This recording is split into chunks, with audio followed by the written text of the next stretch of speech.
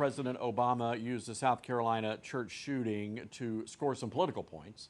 He wants to go after the guns. Pretty despicable behavior, what he said and what he did. I want to get your reaction to that. Well, it was disappointing to hear the president within virtually minutes of, I guess, the news breaking, or certainly hours of it breaking, for him to come to the podium and immediately begin to say, all right, this is a great opportunity for me to grandstand and jump up on the stump and let's talk about gun control. All of the proposals that this president and others have put forward on gun control would not have stopped this shooting any more than it would have stopped Sandy Hook.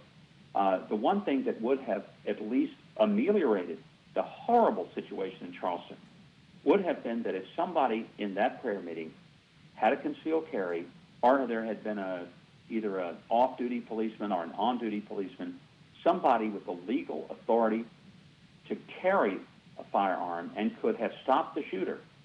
Maybe not everyone would have been saved, but they probably would have gotten to the shooter before the shooter killed 9 people and wounded several others.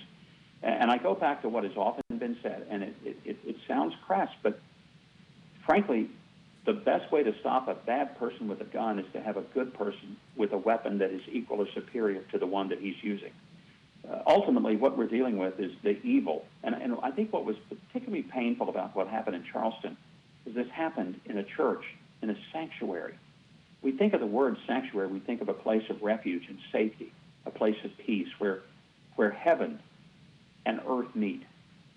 This shooter turned it into a place where hell and earth met, and that's not what's supposed to happen in a church. All right, Governor, what is it they say at 1600 Pennsylvania Avenue?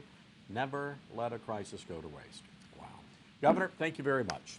Thank you, Todd. And now some final thoughts. President Obama had a moment to bring healing to the nation, but he chose to play politics instead. Our nation is wounded, and in these coming days, words and deeds matter. For the sake of unity, I urge our elected leaders to choose civility over rhetoric. We cannot allow people like President Obama to divide our nation, nor can we allow politicians to score cheap political points on the graves of the innocent. Now is the time for decency. And should our elected leaders be unable to muster such values, maybe they should just be quiet. Silence, they say, is a virtue.